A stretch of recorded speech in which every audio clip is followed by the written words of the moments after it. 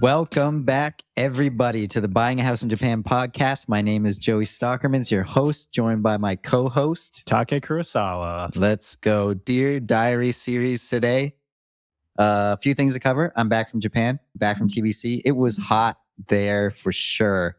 Man, I wanted to spend more time outside. We have such a lovely yard, balcony, and I spent next to, I would say, 0.01% of my time I spent outside. Feeling good in Santa Cruz. So Joey's actually visiting for an offsite here. Temperatures 24 Celsius. Yep. Nice, got a cool breeze. Doesn't feel like summer here, right? Or it does feel like summer. Yeah, just Japan's really nice, but buyer beware. Summers are very hot.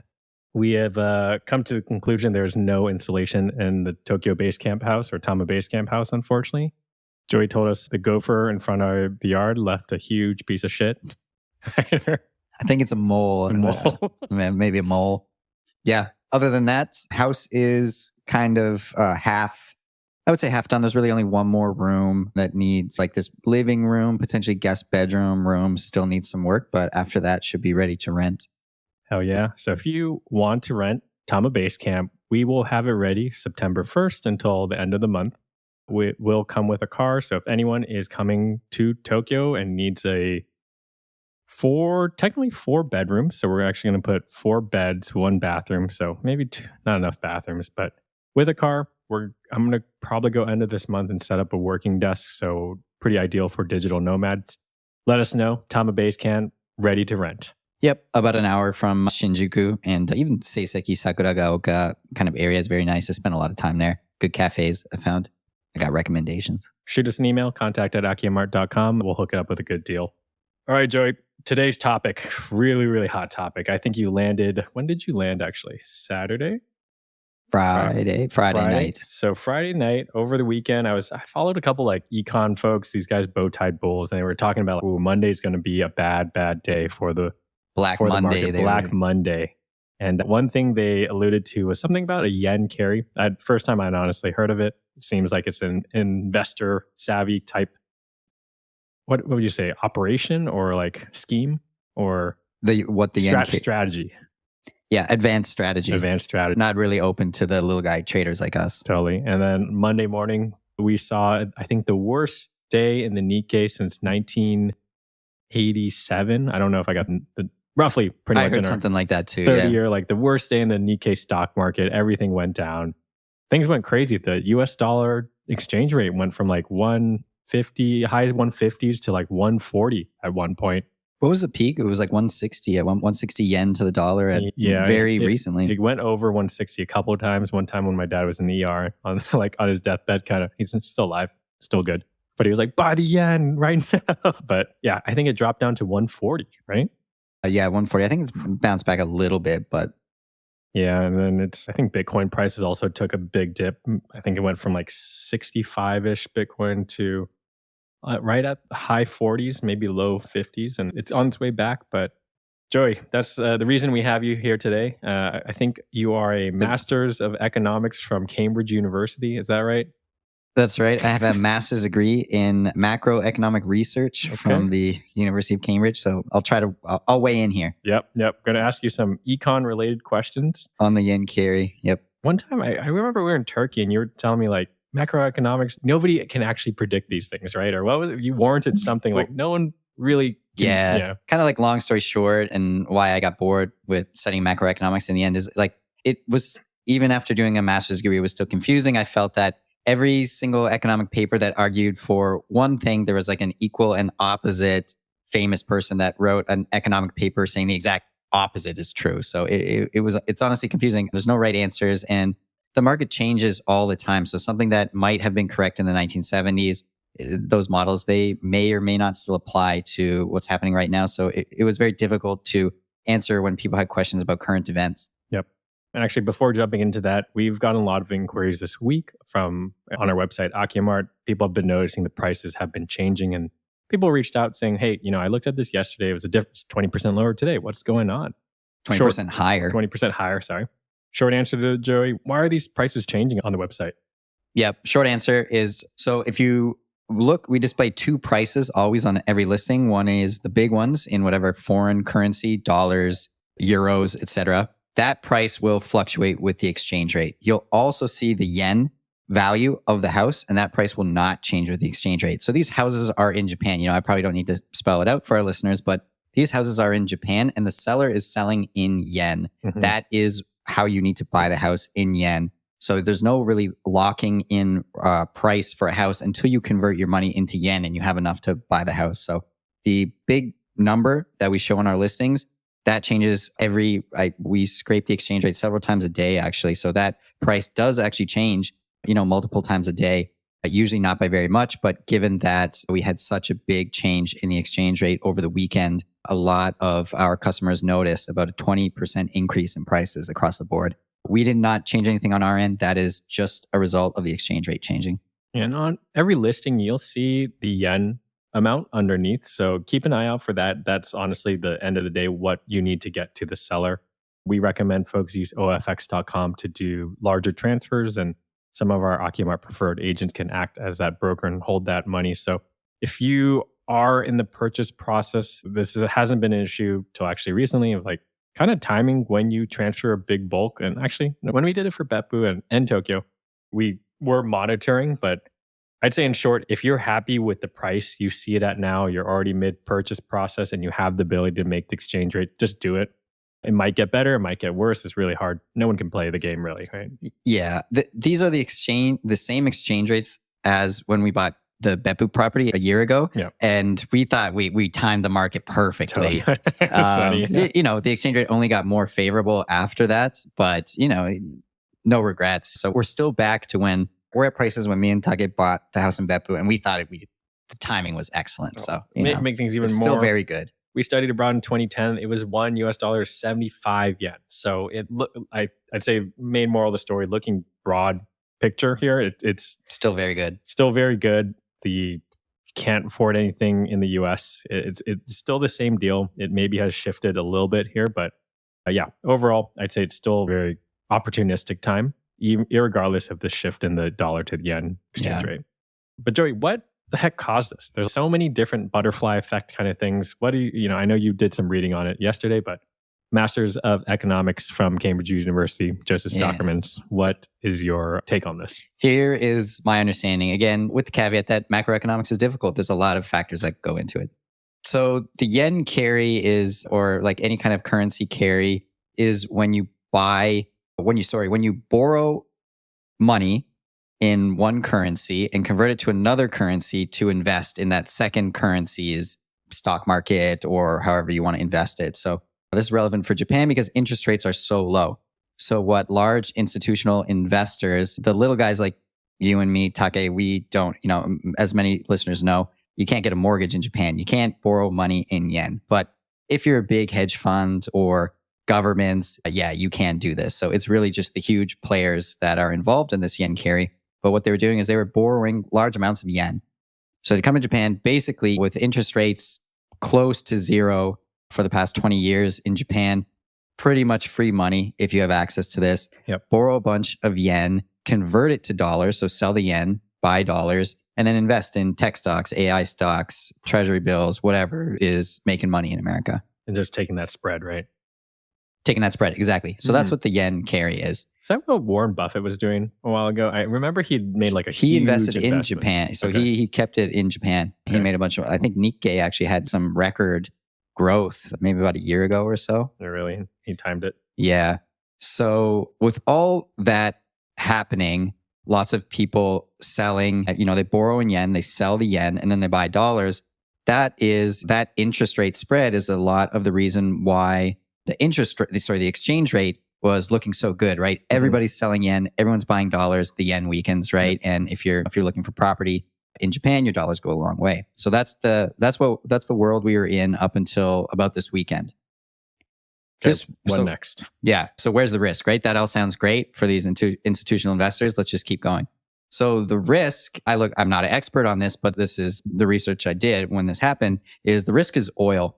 So Japan is the 5th largest importer of oil in the world, 3rd largest economy, 5th largest import of oil in the world. They import 97% of all their oil. Given the Fukushima disaster in 2011, they use a lot of that oil to generate electricity. Understandable. So with, I'm sure everybody that drives a car has noticed since COVID, gas prices has gone up. Gas prices going up combined with a weakened yen, energy is expensive in Japan. Actually, this is not something that we've experienced personally because I feel that, our energy bills have been quite low. But maybe if you're, this is large players in the space. So this is industry. Mostly we're talking about that's probably affected by changes in energy more than, someone paying their electrical bill. Energy is getting expensive in Japan, and the government is concerned about that. I think mostly for industry. So they decided to step in and make something happen. Your entire country is dependent on oil. Oil's getting more expensive. They wanted to, and I'm sure they also had concern about the weakened yen, but I think it seems like energy was their main focus. They tried a few things. So back in May, they raised interest rates by a tiny little bit. Right, like a smidgen. Japan government cannot control oil prices, but what they have some levers they can pull to affect the exchange rate. And so that's where they're going after. Let's fix energy prices by going after the exchange rate. They tried to adjust rates a little bit, but with the amount of debt, household debt in Japan, everybody has mortgage there. It's very politically difficult to raise interest rates. It's inconceivable, actually. I was talking to some friends. They're like, whoa, if Japan... Some of my friends who have loans, I'm like, hey, these are adjustable rate mortgages, right? And they're like, Japan won't do this or else they're really going to F people over. I think it was James that said that. And it seems, I've heard that too. They're very conservative on raising the rates, unlike the United States of America. But that seems like they really mess up the population, right? Yep. So that's the concern. So it seems like Bank of Japan, their hands are tied with interest rates. They are not going to budge too much above 0% rates.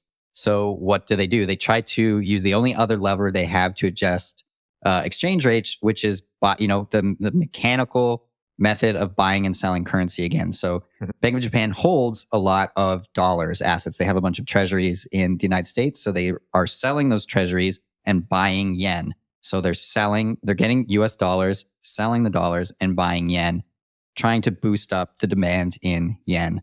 What's happened then is that's sort of what happened, why this has an effect for the yen carry and eventually why exchange rates are going in the opposite direction is there's a lot of money in the yen carry, about $20 trillion, which is 20 trillion involved. And actually the government of Japan owns a significant portion of that too. So it's the actual Japanese government that was also involved in borrowing our own yen and investing it in the United States. But what happens with these type of, I think, I'm not an institutional investor. I have not had personal experience here, but little changes go a long way, right? If you have billions invested in something and the exchange rate fluctuates a little bit, you might pull out some of your investment or whatever. And that's what happened. So the Bank of Japan started selling some of the treasuries, selling dollars, buying yen. The exchange rate adjusted a little bit, or they are able to keep it at least stable. But the large effect is that it spooked these large institutional investors, the whales in the yen carry trade, and the loans that they took out in Japan, because the exchange rate appeared to be going in the other direction, they got scared. They need to repay those loans in yen. And as soon as the exchange rate starts going the opposite direction, those loans become more expensive. So they sold some of those yen carry trade deals that they were doing. And that is the process that seems to be snowballing at the moment. More investors are getting spooked. The exchange rate. So as more investors get spooked, they sell their assets in America. They sell their dollars. They buy yen to repay those loans. And it's having the same effect that the Bank of Japan was trying to do in the first place, which was reverse the exchange rate. And so the more people that exit this carry trade, the exchange rate moves more in that direction.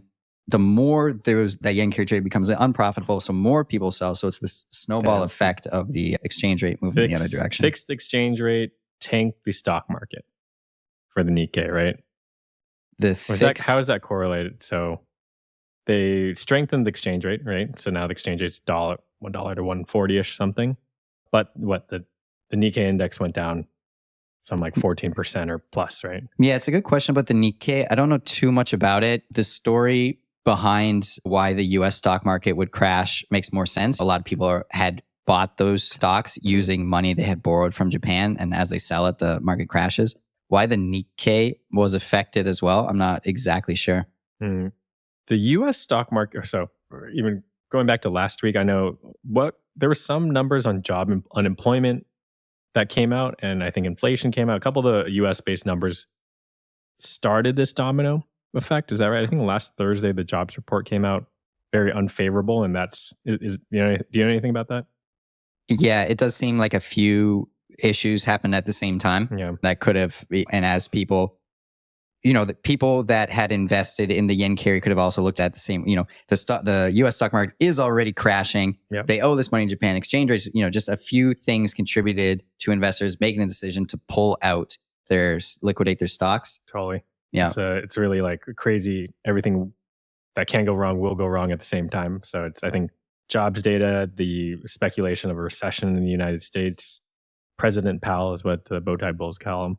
I think he said he's not budging on interest rates until September, but I don't know. There's a lot of weird, I don't understand these economic levers of inflation to, it is. I think the main takeaway I would say is that recently, and again, the caveat that I say when I talk about macroeconomics is these things change all the time, and what is advice or an explanation now may not be relevant in 20 years' time.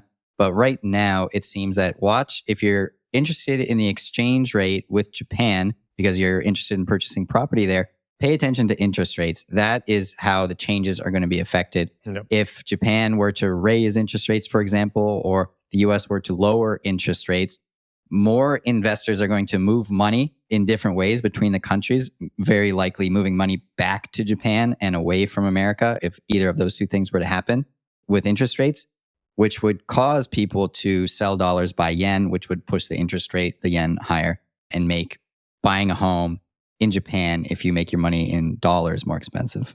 It was interesting. I was talking to a business coach and she was asking me like, all right, what is real estate sales trending? What kind of trend do you guys see right now? And I was like, really hard. We're looking at everyone but Japan and how their countries are like affordability of housing is being affected. What are interest rates like? As an interest rate stays really high here in the United States, that increases the demand for foreign buyers in Japan. And it really doesn't have to do with like how, I guess it still does with exchange rate, but it's a really interesting market. I don't know. I'm assuming affordability around the world is getting harder. In Japan, it seems to be one of those gold spots where you still can buy something for cheap. Yeah. Supply, again, supply and demand. Yeah. So they also just have a lot of supply and little domestic demand. Well, in short, I wouldn't worry too much about the exchange rate.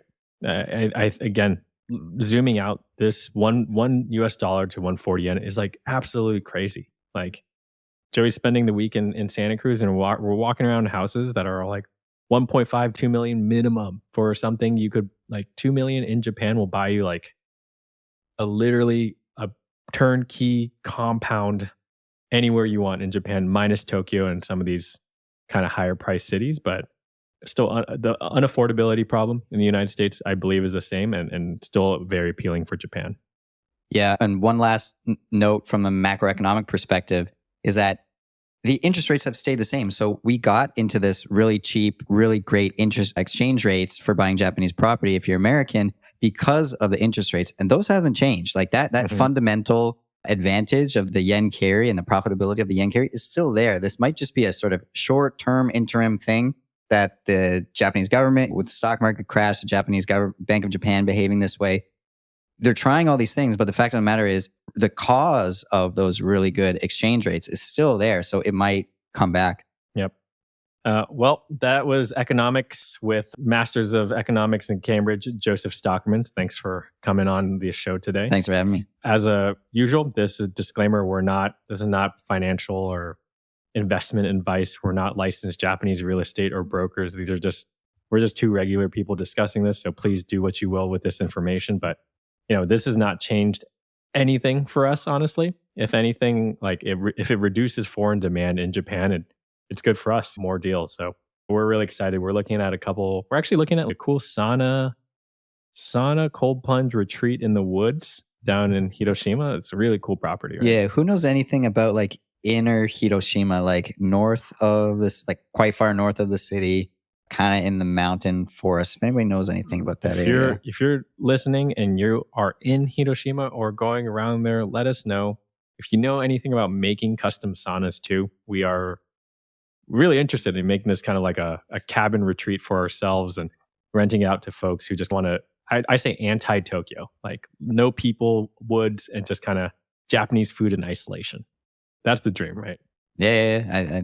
I'm personally excited for that type of property. All right, cool, Joey. Well, excited to have a couple more days. It's been a good few days. We're cooking up some good stuff here over on the Aki Mart side, but thank you for listening. Thanks for having me.